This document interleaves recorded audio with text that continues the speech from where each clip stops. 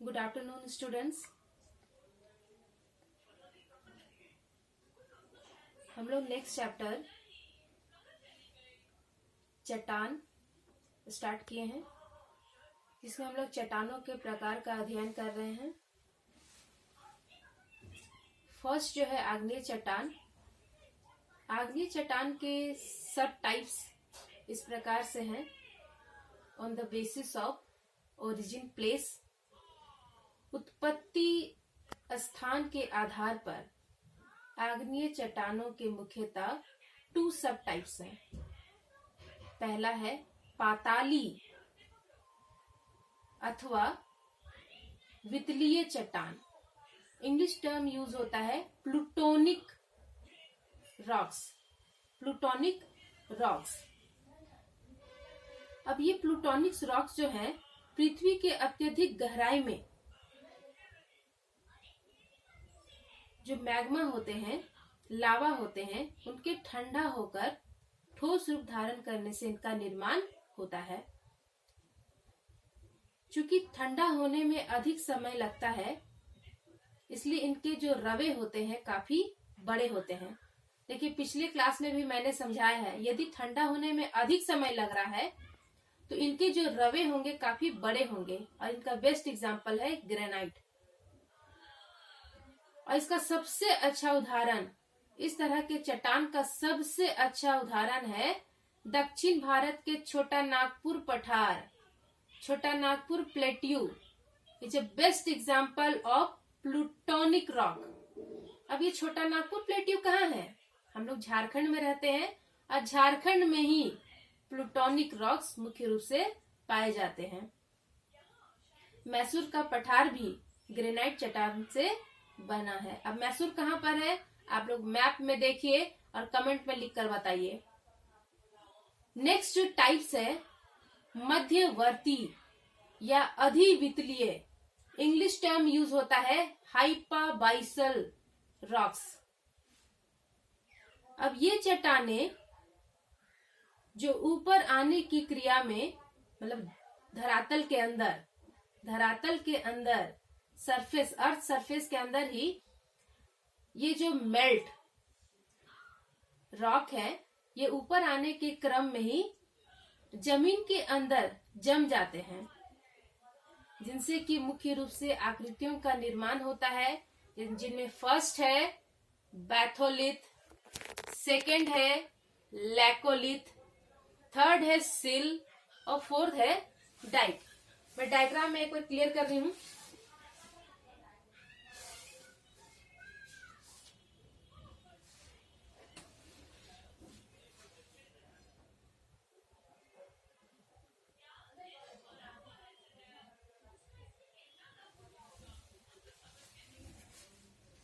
धरातल के अंदर मैग्मा के जमने से बड़े गुंबद आकार में चट्टानों का निर्माण होता है, जिसे हम लोग कहते हैं बैथोलिथ फर्स्ट। और छोटे आकार के गुंबद का निर्माण जब मैग्मा के जमाव से होता है तो इसे कहते हैं लैकोलिथ। नेक्स्ट है सिल। जब मैग्मा का जमाव, सॉलिडिफिकेशन ऑफ मैग्मा, जमाव हॉरिजॉन्टल वे में हो, क्षैतिजिक रूप में हो, तब इसे कहते हैं सिल। और इसी प्रकार मैग्मा का जमाव धरातल के अंदर, अर्थ सरफेस के अंदर लंबवत रूप में हो, वर्टिकल वे में हो, तब इसे हम लोग कहते हैं डाइक। और इस प्रकार लावा का जमाव सरफेस के ऊपर, अर्थ सरफेस के ऊपर अत्यधिक दूर तक हो, तो इसे कहते हैं लावा प्रवाह, लावा फ्लो। और इसी गर्म मैग्मा के अत्यधिक तीव्र गति से धरातल के ऊपर आने पर वोल्केनिक इरेप्शंस भी होते हैं। तो नेक्स्ट हम लोग जानेंगे जो सेकेंड टाइप्स है मध्यवर्ती या अधिवितालीय चट्टाने, हाइपाबाइसल रॉक्स। हाइपाबाइसल रॉक्स में जो मुख्य आकृतियां हैं, फर्स्ट बैथोलिथ, लैकोलिथ, सिल और डाइक।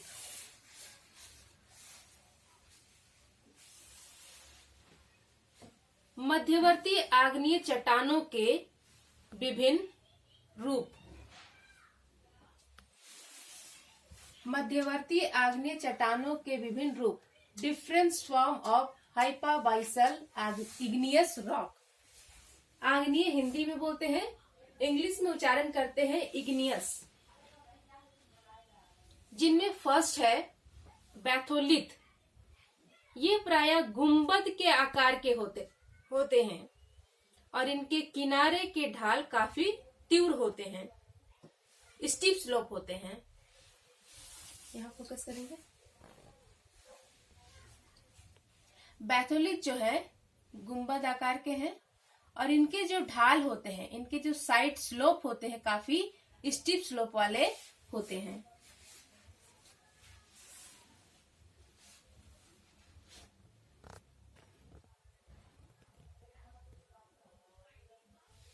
नेक्स्ट जो है लैकोलिथ। पृथ्वी की धरातल के निकट परतदार चट्टानों के बीच गुंबद आकार संरचना में मैग्मा के जमने से इनका निर्माण हुआ है। सेकेंड हम लोग फोकस करेंगे लैकोलिथ। देखिए सेम संरचना है, लेकिन बैथोलिथ और लैकोलिथ में अंतर यह है कि लैकोलिथ जो है काफी बड़ा आकार वाला गुंबद होता है और इनके जो किनारे होते हैं, इनके जो स्लोप होते हैं, काफी स्टीप होते हैं, काफी तीखे ढाल वाले होते हैं। और जिसके जस्ट ऑपोजिट लैकोलिथ जो है छोटे आकार के गुंबद वाले होते हैं और इनका जो साइड होता है, इनका जो दोनों किनारा होता है, जो स्लोप होता है, वो जेंटल स्लोप वाला होता है। इसी प्रकार थर्ड जो संरचना है सिल। धरातल के अंदर जब मैग्मा का जमाव हॉरिजॉन्टल वे में हो, क्षैतिजिक रूप से हो, तब इसे सिल कहते हैं। इसी प्रकार धरातल के अंदर जब मैग्मा का जमाव लंबवत रूप से मिले, तब इसे डाइक कहते हैं। अब इस नली को हम लोग ना देखकर इसे हम लोग नलिका या वेन भी कहते हैं, जहाँ ज्वालामुखी उद्गार होता है। इस तरह से वर्टिकल वे में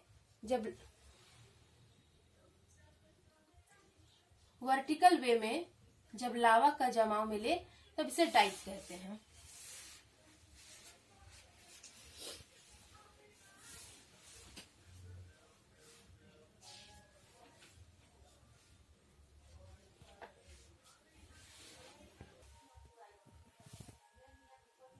Sill is formed when magma solidifies in parallel layers.